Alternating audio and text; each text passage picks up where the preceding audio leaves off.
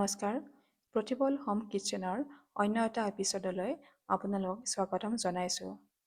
কেতিয়াবা ঘৰত হঠাৎ আলহী আহিলে এনেকুৱা হয় কি দিওঁ কি নিদিওঁ। ঘৰত এইফালে উপযুক্ত হিচাপত দিব পৰাকৈ খোৱা বস্তু নাথাকে কেতিয়াবা। তেনে ক্ষেত্ৰত খুব কম সময়ত খুব কম উপাদানেৰে ঘৰতে কচুৰি বনাই চাহৰ লগত দিব পৰা যায়। সেয়েহে আজি কচুৰিৰ এটা ৰেচিপি আপোনালোকৰ মাজলৈ লৈ আহিছোঁ। এই কচুৰিটো বনাওঁতে আমি প্ৰথমতে আটা লৈছোঁ। আটাৰ পৰিমাণ 2 বাটি ব্যৱহাৰ কৰা হৈছে। ইয়াত আমি ময়দা ব্যৱহাৰ কৰা নাই। ইয়াৰ পিছত ঘি দিছোঁ। ঘি প্ৰথমতে 2 চামুচ লৈছোঁ। এতিয়া ঘিখিনি দিয়া হোৱাৰ পিছত নিমখ লৈছোঁ। নিমখ আধা চামুচ ব্যৱহাৰ কৰা হৈছে। নিমখৰ পৰিমাণ আপোনালোকে আন্দাজ মতে ল'ব। ইয়াত ৰক সল্ট ব্যৱহাৰ কৰা হৈছে নিমখ। ইয়াৰ পিছত গোটেইকেইটা উপাদান কিছু সময়ৰ বাবে হাতেৰে মঠিছোঁ। তাৰপিছত পুনৰাই এচামুচ ঘি লৈছোঁ। গতিকে ঘিৰ পৰিমাণ হিচাপত ক'ব গ'লে 3 চামুচ ঘি ব্যৱহাৰ কৰিছোঁ। তাৰপিছত পুনৰাই হাতেৰে মঠিছোঁ। মঠি থাকোঁতে দেখা পাইছে আটাৰ বাইণ্ডিংটো। যেতিয়া মই পিটিকি দিছোঁ তেতিয়া হাতৰ পৰা আটাখিনি ওলাই অহা নাই। ইয়াৰ পিছত কুহুমীয়া পানীৰে আমি আটাখিনি মঠি লৈছোঁ। মঠা প্ৰায় হৈয়ে গৈছে। এতিয়া আটাখিনি মঠা হোৱাৰ পিছত প্ৰায় আধা ঘণ্টা সময়ৰ বাবে আমি ঢাকনিৰে ঢাকি থৈ দিছোঁ। এতিয়া এই কচুৰিপিঠ বনাবৰ বাবে যিখিনি পুৰ ব্যৱহাৰ কৰা হ'ব, সেই পুৰৰ ভিতৰত আমি প্ৰধানকৈ বিকাজীৰ পঞ্চৰত্ন ভুজিয়া আৰু বিকাজীৰ মুগ দাল ব্যৱহাৰ কৰিম। পঞ্চৰত্ন ভুজিয়া ইয়াত হেতাৰে 2 হাতে ব্যৱহাৰ কৰা হৈছে আৰু লগতে মুগ দাল ভুজিয়াৰ সমানে অৰ্থাৎ 2 হাতে ব্যৱহাৰ কৰিছোঁ। দেখা পাইছে যিহেতু আমাৰ ভুজিয়া বা মুগ দাল ঘৰত সাধাৰণতে থাকে, গতিকে এই কচুৰিপিঠ বনাবৰ কাৰণেও আমাৰ অসুবিধা নহয়। এতিয়া এই দুয়োটা উপাদানে গ্ৰাইণ্ডাৰত আমি গ্ৰাইণ্ড কৰি লৈছোঁ। গ্ৰাইণ্ড কৰোঁতে ইয়াতে দেখা পাইছে আমি দেখুৱাই দিছোঁ বহুত বেছি মিহিকৈ কৰা নাই। আমাৰ হৈ গৈছে গ্ৰাইণ্ড কৰা। এতিয়া এখন পেন বাৰ্ণাৰত উঠাই দিছোঁ। পেনখন যেতিয়া গৰম হৈ আহিছে তাত মিঠাতেল দিছোঁ। মিঠাতেলৰ পৰিমাণো বহুত বেছি ব্যৱহাৰ কৰা হোৱা নাই। ইয়াৰ পিছতে পিঁয়াজ দিছোঁ। ইয়াত পিঁয়াজ 2টা সৰু চাইজৰ পিঁয়াজ ব্যৱহাৰ কৰা হৈছে। পিঁয়াজৰ টুকুৰাখিনি দেখোঁতে গমেই পাইছে যে আমি মিহিকৈ কটা নাই, ৰাফলি কাটিছোঁ। ইয়াৰ পিছত হেতাৰে লৰাই আছোঁ।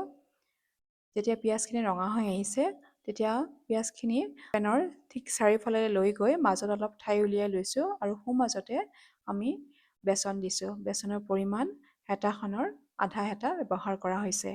এতিয়া কিছু সময়ৰ বাবে বেচনখিনি ঠিক সোঁমাজতে ভাজি আছোঁ।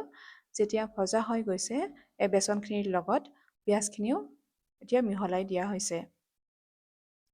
যেতিয়া এইখিনি ভালদৰে ভজা হৈছে তেতিয়া যিখিনি আমি মিশ্ৰণ বনাই থৈছিলোঁ সেই মিশ্ৰণখিনি এই পিঁয়াজৰ লগত দি দিছোঁ আৰু বাৰ্ণাৰটো অফ কৰি দিছোঁ। হৈ গৈছে আমাৰ ভজা। এতিয়া প্ৰায় আধা ঘণ্টা সময়ৰ পিছত আটাৰ যিখিনি আমি মঠি থৈছিলোঁ তাৰ পৰা ঢাকনিখন আঁতৰাই লৈছোঁ আৰু এনেধৰণেৰে কিছুমান বল বনাই লৈছোঁ। বলৰ আকাৰকেইটা দেখোঁতে গমেই পাইছে বহুত বেছি ডাঙৰো নহয় আৰু বহুত বেছি সৰুও নহয়। যিহেতু আমাৰ কচুৰি বনাওঁতে বলৰ আকাৰকেইটা বহুত বেছি ডাঙৰ হ'ব নালাগে। এতিয়া বেলনা মাৰিৰে এনেধৰণেৰে বেলি লৈ লৈছোঁ।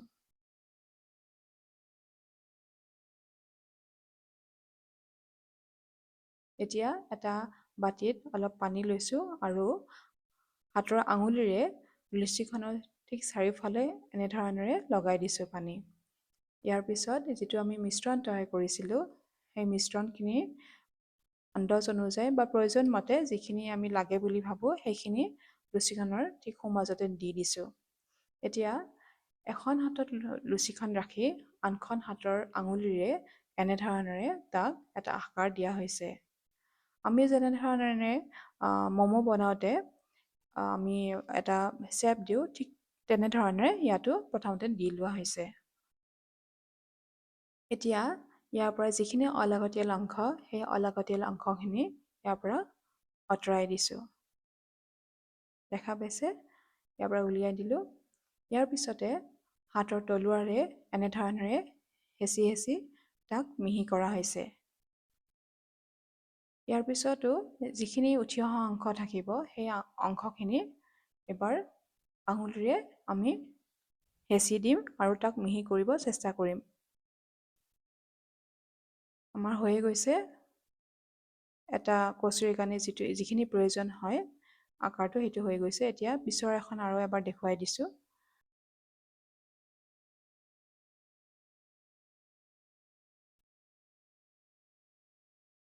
এই কচুৰিবিধ খাবলৈ বহুত টেষ্টি হয়। ইয়াত যদিও আমি আদা নহৰু ব্যৱহাৰ কৰা নাই বা ধনিয়া পাতো ব্যৱহাৰ কৰা নাই, কিন্তু যিখিনি আমি পুৰ ব্যৱহাৰ কৰিছোঁ, সেই পুৰখিনিৰে সৈতে যেতিয়া বনোৱা হয় তাক খাবলৈ বৰ টেষ্টি হয়।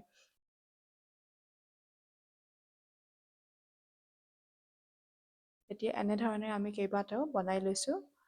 দেখা পাইছে তাৰ আকাৰটো।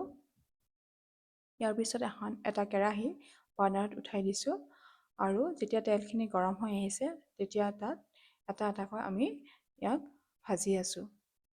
হাতেৰে ইপিটি সিপিটি কৰি দিছোঁ। খাবলৈ কিন্তু বৰ টেষ্টি হয়। আপোনালোকে এনেকৈ ঘৰতো বনাই চাবচোন। সময়ৰো বহুত বেছি সময়ৰ প্ৰয়োজন নহয়, যিহেতু আমি তাত কোনো ধৰণৰ ভেজিটেবলছ কাটিব নালাগে। এয়া হৈছে আজিৰ ৰেচিপি। ৰেচিপিটো চাই কেনেকুৱা পালে জনাব। যদি ভাল পায় তেতিয়াহ'লে লাইক, শ্বেয়াৰ আৰু কমেণ্ট কৰিব, লগতে ছাবস্ক্ৰাইব কৰিব নাপাহৰিব। আজিলৈ ধন্যবাদ।